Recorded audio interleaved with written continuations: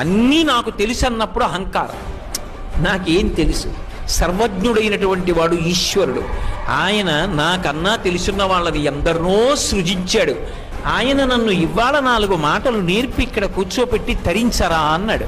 12 స్కంధములు ఆంధ్రీకరించిన పోతన గారు నేను భాగవతం ఆంధ్రీకరించాను అనలేదు.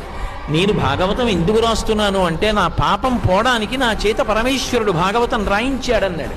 కోటేశ్వరరావు ఎందుకు ప్రవచనం చేస్తున్నాడంటే నేను వెళ్ళి శ్రీశైలంలో ప్రవచనం చేశానని గొప్పలు చెప్పుకోవడానికి అనకూడదు. ఒరే, అక్కడ ఇక్కడ తిరిగి అహంకారంతో బ్రతుకుతున్నావురా, సహస్రఘటాభిషేకం అవుతోందిరా, వచ్చి ఓ కుండ పట్టుకో, నీ జన్మ తరిస్తుందని ఈ కుండని కాపాడడానికి, కుండ నెత్తికెత్తడానికి నన్ను తీసుకొచ్చాడు.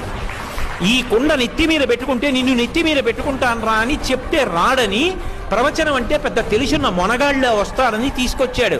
తీసుకొచ్చి 3 రోజులు నా చేత దర్శనమిచ్చి